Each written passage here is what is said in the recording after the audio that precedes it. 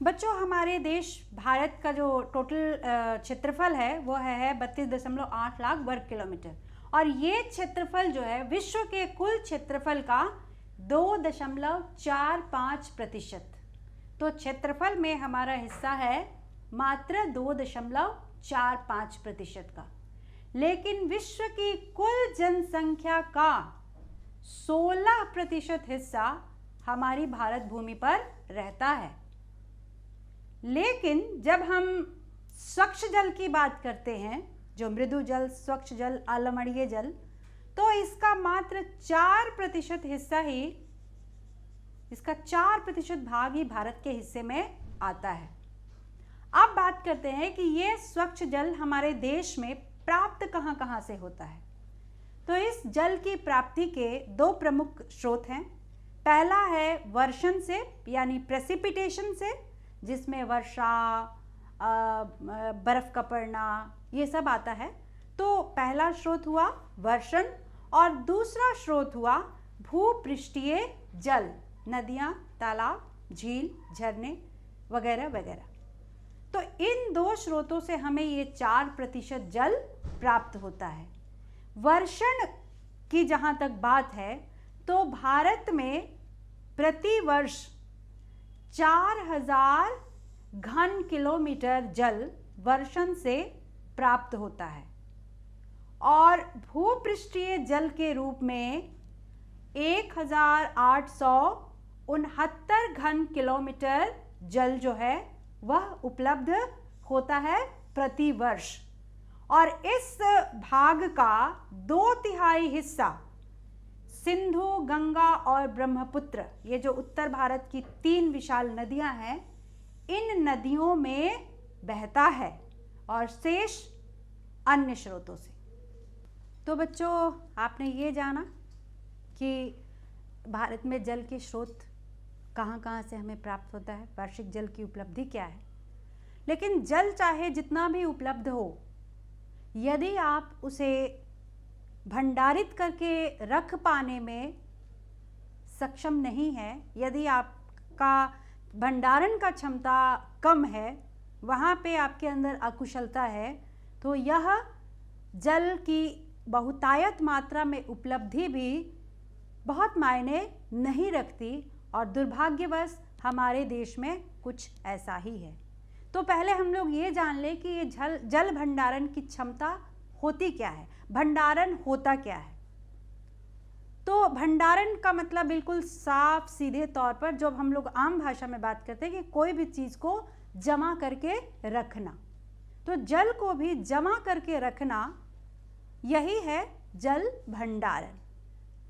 तो ये जल भंडारण क्यों ज़रूरी है, इसकी ज़रूरत क्या है, पानी को कैसे जमा करके रख सकते हैं। अपने घरों में देखते हैं ना, जैसे पता चलता है कि आज लाइट कटने वाली है, इतने से इतने देर तक पानी नहीं आने की संभावना है, तो हमारे घर में जो भी बर्तन होता है, बाल्टी, जो भी बर्तन होता है, छोटे बड़े हर बर्तन में हम लोग पानी भर के रख लेते हैं कि उस दौरान हमारा काम बाधित नहीं हो, क्योंकि लाइट नहीं भी रहेगी तभी भी हमें जल की ज़रूरत पड़ेगी।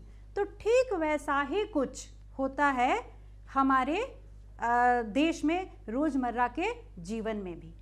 तो इसके लिए जल जमा करना, जल का भंडारण करना ज़रूरी है। तो इसलिए एक एक करके हम लोग इस पर बात करेंगे। पहला बात जो ज़रूरी जल भंडारण को करता है वह है कि हमारे यहाँ वर्षा का मौसमी होना। आप जानते हैं कि 80 से 90% तक वर्षा कब हो जाती है, ये वर्षा हो जाती है जून से लेकर सितंबर के बीच। जून, जुलाई, अगस्त और सितंबर, इन 4 महीनों के दौरान वर्षा खूब हो जाती है। अब मतलब देश में जो कुल वार्षिक वर्षा है उसकी 80 से 90% मात्रा इन 4 महीने के दौरान बरस जाती है। उससे क्या परेशानी होती है? पहली परेशानी तो ये होती है कि जब मॉनसून का समय होता है, मेरा मतलब दक्षिण पश्चिमी मॉनसून का समय होता है, उस समय तो चारों तरफ पानी ही पानी होता है। यहाँ तक कि कहीं कहीं तो जलाधिकता के कारण बड़ा इलाका जो है वो पानी में डूब जाता है। लेकिन उसके बाद क्या होता है? उसके बाद जब गर्मियों का मौसम आता है तब हमें जल की कमी का सामना करना पड़ता है। तो मॉनसून के समय जल की अधिकता और गर्मियों में जल की कमी, ये दोनों ही समस्या बन जाती है। तो इसके लिए यदि हम जल भंडारित करके रखें, यानी बारिश के समय जल को जमा कर ले और उसी जल को आहिस्ता आहिस्ता करके जिस तरह से ज़रूरत है उस हिसाब से यदि हम गर्मियों में उसको रिलीज करें, उसको छोड़ते जाए, तो दोनों समस्याओं पर नियंत्रण पाया जा सकता है। तो इससे क्या होगा, बाढ़ की भी समस्या पर नियंत्रण होगा और सूखे की भी समस्या पर नियंत्रण होगा। जो पानी बरसात में व्यर्थ हो जाता है वह पानी गर्मी में उपयोगी बन जाएगा। तो समझ गए कि भंडारण जरूरी क्यों है। अब बात करते हैं कि क्या हमारे यहाँ, चूंकि हमने देखा कि हमारे पास 4000 घन किलोमीटर वर्षन से जल प्राप्त होता है और 1869 घन किलोमीटर जल हमें भूपृष्ठीय जल के रूप में है उपलब्ध, लेकिन क्या हम इतने जल को भंडारित कर पाते हैं, इसे हम सुरक्षित रख पाते हैं, इसका उपयोग कर पाते हैं? तो इसका जवाब है नहीं। आपको ये जानकर आश्चर्य होगा कि हम जो जल उपलब्ध है हमारे देश के अंदर, उसका मात्र 32% भाग ही उपयोग कर पाते हैं और शेष जो 68% जल है वह व्यर्थ चला जाता है। ये बहुत सोचनीय बात है, यहाँ पर विचार करना है और हमें अपने जल भंडारण क्षमता को बढ़ाने का हर संभव प्रयास करना है और ऐसा हो भी रहा है।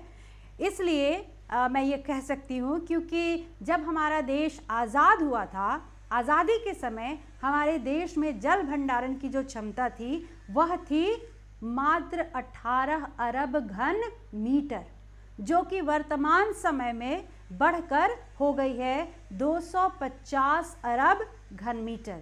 तो आंकड़ों के हिसाब से देखें तो ये बढ़ोतरी तो बहुत अच्छी खासी है, लेकिन जल की जिस तरह से आवश्यकता बढ़ रही है उस हिसाब से ये जो आंकड़ा है, ये जो भंडारण क्षमता है वो पर्याप्त बिल्कुल भी नहीं है।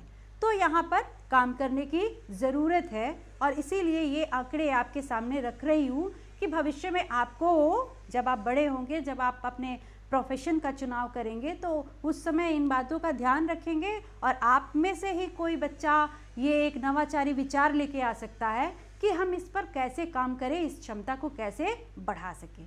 तो आपको ये बात ध्यान में रखना है, ठीक है।